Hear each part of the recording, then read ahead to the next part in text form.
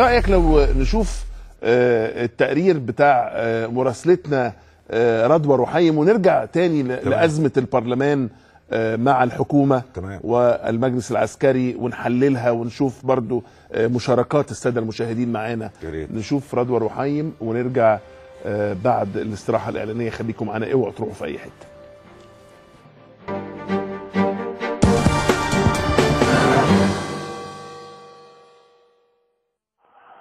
جمعة، سبت، أحد، اثنين، 4 أيام عاشها أهالي العباسية على صفيح ساخن منذ تواجد اعتصام المتظاهرين في شارع الخليفة المأمون بالقرب من وزارة الدفاع. هنا الاشتباكات تحدث في أي وقت، ليتبدل هذا الهدوء الحذر إلى صوت طلقات وكر وفر.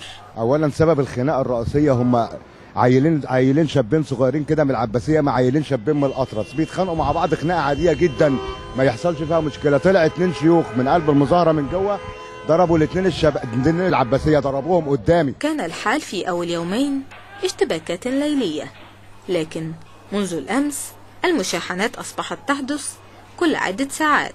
فبالامس صوت الطلقات توقف مع اذان الفجر وعاد مره اخرى في 8 صباحا.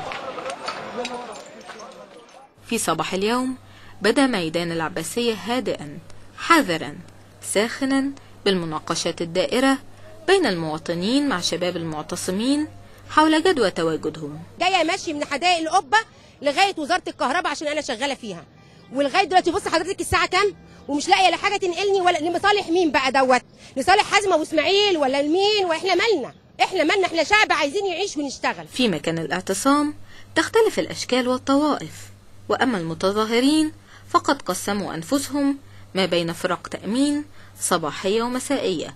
وهنا مكان أسلحة المتظاهرين، الحجارة.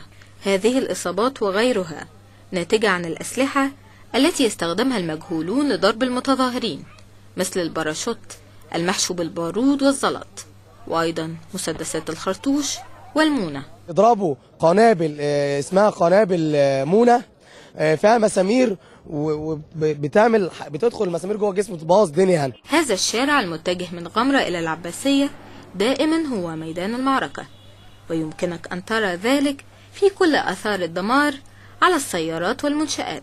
يجوا كتايب كده قدام منهم موتوسيكلات بيعملوا استكشاف الأول للطريق، في حد من العباسية هيعوقهم أو في جماعات من العباسية ما بيلاقوش حاجة بالتليفون بيتكلموا، تبص تلاقي بتاع 500 واحد جاي، وبعد ربع ساعة ورا منهم 500 لحد ما يعملوا تكويمة في ميدان العباسية. حضرتك احنا عندنا فرن في وش البنزيمة. حضرتك انا عربيتي ما بقتش تنفع حاجة، ويا ريت حضرتك الكاميرا تيجي عليها عشان تبيني للناس اللي عايزة متقدمة للرئاسة اللي عايزة تمسك الحكم بيعملوا ايه في عربيات الناس. لحظات الرعب والقلق التي يعيشها سكان هذه المباني، وصوت الانفجار وطلقات الرصاص الذي أصبح معتادا في هذا المكان، كان سببا في إرجاع البعض أن يكون هناك من أهالي العباسية من كان وراء آخر اعتداء على المتظاهرين. لو أهالي العباسية قامت على الناس دي اللي قامت تقوم، ده هم اللي جايين يتخانقوا هنا ويعملوا مشاكل ووقفوا حل الناس. اكتشفت ان هم كانوا بيجوا في وسطنا ويبينوا يقولوا ده بتوع العباسية هيطلعوا عليكم يضربوكم، وناس من العباسية نفس الكلام أكدته بان هم في ناس بتدخل في وسطهم تقول المعتصمين هتطلع عليكم تضربكم في البيوت. طبعا الطريقة القديمة بتاعت الفتنة اللي كانت دايما بتحصل حتى أيام 25 يناير وما بعدها. قد نتفق أو نختلف مع المتواجدين في ميدان العباسية، لكن كل ما نتمناه ألا نخسر كل يوم روحا جديدة وتشتعل جذور الفتنة بين أبناء الوطن الواحد. رضوى رحيم، برنامج مصر الجديدة، مع معتز الدمرداش.